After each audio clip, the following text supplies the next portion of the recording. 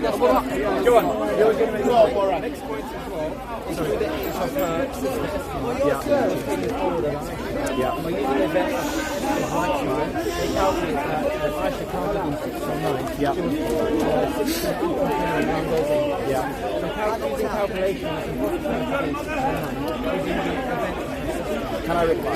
Before you reply, wait, we're just going to change the back to this. 2 seconds.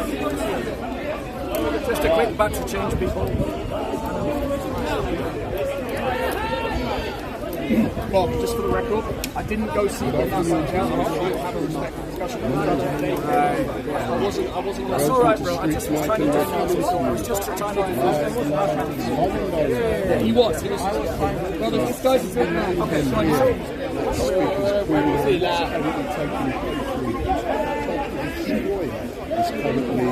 having a discussion and batteries agreement. We're ready, JC. So I'm taking this opportunity if you like what you're seeing, give me the thumbs up, make your comments down below. Action! And follow. And what I also the second point I would make, share history and literature with share this because they feel the sting of criticism that we Christians and that was demonstrated even by you when you couldn't answer a very simple question. Yeah, exactly. You refused to answer a very simple question. And that shows that you feel the sting of the criticism. But the reason why the thing that they do when they make that apologetic is that they cast Sahih al-Bukhari into doubt. Because what they're saying is Sahih al-Bukhari isn't reliable, that he got his Sahih collection wrong, that this hadith is not Sahih, and then the question arises, what other hadith is not Sahih? What we've got is a convoluted argument made by a Muslim apologist on one side, and the very clear written hadith of Sahih al-Bukhari that Bukhari said is Sahih. Now, all the Muslims in this part, and this is where I'm likely to let you know, all the Muslims that I've debated on this part, I've done it none of them have made the argument, except maybe one other person. All the big figures, are instead attempting to justify, like that woman did, when she said she wouldn't condemn paedophilia and she would agree with child marriage. All of them are instead defending Muhammad's paedophilia. Okay, now my point I want to make is the reason why you say we are apologists because before this issue didn't come about, people were making this issue. Now because it's become an issue, we need to clarify. Yes. That makes sense. So now, a lot of things have changed in the 21st century. Yes. We've got, homosexuality, transsexuality. We know about childhood development. Cigarettes. We know about childhood development. What development? We know about childhood development. Childhood development. We know more stuff. Cryptocurrency, all these kind of things, all new things. So these kind of stuff is clarified. Yes. All this they need to clarify the focus of the issue. Because the people who are against the Prophet, there's any excuse to slander him, all this kind of stuff. But never they never said he was a paedophile. Why? Why did they not use the argument that he's a paedophile? That means he wasn't a paedophile. Otherwise they would have been. No, hold on 1 second. You're totally wrong. Because the understanding that paedophilia exists is something that's only modern. In the past, Christians themselves used to marry children because they didn't understand about childhood development. And this is one of the reasons why Christianity is superior to Islam. And it's one of the reasons that I would invite you to reject that paedophile Muhammad and embrace the teachings of the apostles. Because in our religion, we're told to work out our salvation with fear and trembling. Which means that as new issues come to our understanding, like for instance, the understanding of childhood development, we then think, what does our faith mean given this new information? And that's why Christians, even at the 5th century, had raised the age at which children could consent. So that's 2 centuries before Islam. And all the way through Christian history, we have been raising the age of consent. And everywhere around the world, people are raising the age of consent.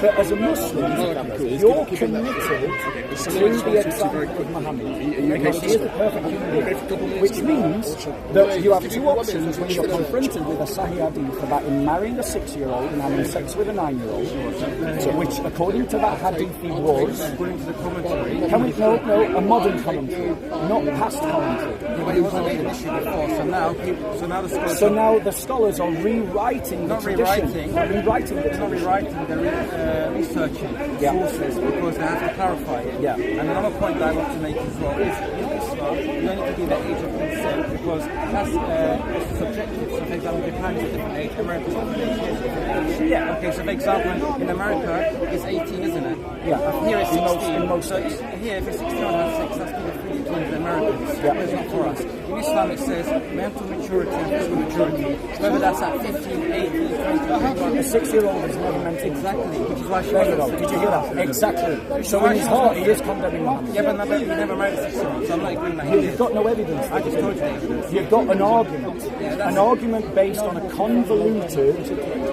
massaging of the text. Now, let me just say something. In terms of Islamic history, right, for those of us that bother to study it, what we know about the Hadith collections and about Hadith sciences is that they are consistently massaged and adapted from age to age.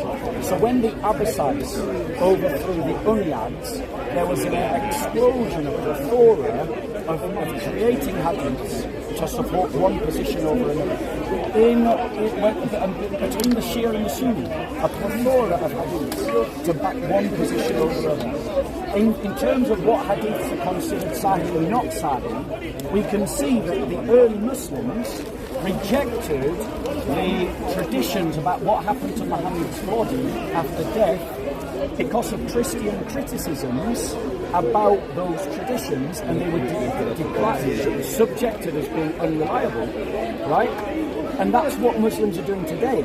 Because of Christian criticisms, they are trying to now downplay a very clear hadith that says Muhammad married a 6-year-old and had sex with a 9-year-old. And they're trying to downplay it, even though for 1400 years it's been sahih. They're now trying to say it wasn't, just like in the 7th century. They need to clarify it back then. Just like in the 7th century, Christians criticised the early traditions of what happened to Muhammad's body because it was eaten by a dog and it became bloated and they left it in a house for 3 days. Those are all sort of pushed down to the bottom of the hadith reliability chain because they felt the criticism of the early Christians in the 7th century. Sorry, you know, mate, so all the way through Islamic history you have this invention of hadith and this massaging of which hadiths you bring forward to suit whichever party is trying to gain dominance within the ummah.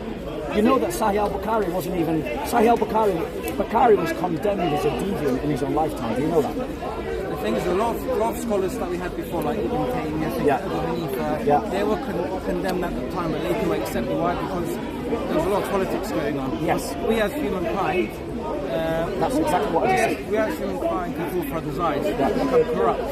Over money, over power, over whatever it is. Okay? So, yes, there were some Muslim leaders who were corrupt as well, but the scholars at those times, they were against those leaders, hence why they were, slander, they're thrown into prison.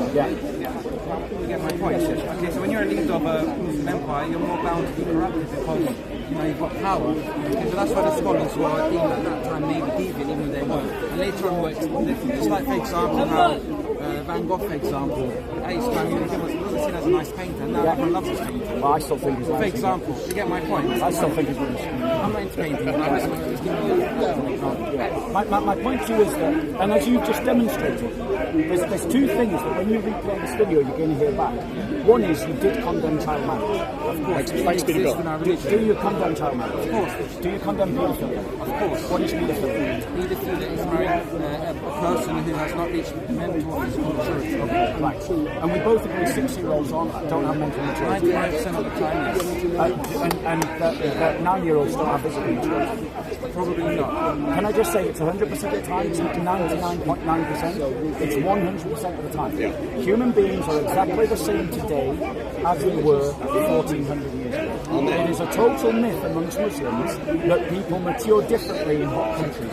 It's total rubbish. Mental It's maturity, an absolute lie. maturity can also depend is on society. So, for example, let's say Syria, you've got 6-year-old kids looking after whole families, whereas say a 6-year-old kid won't even have to go to work properly. Right, hold on.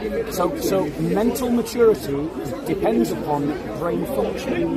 Brain function depends upon actual brain matter. And the frontal lobe is responsible for the moral judgments.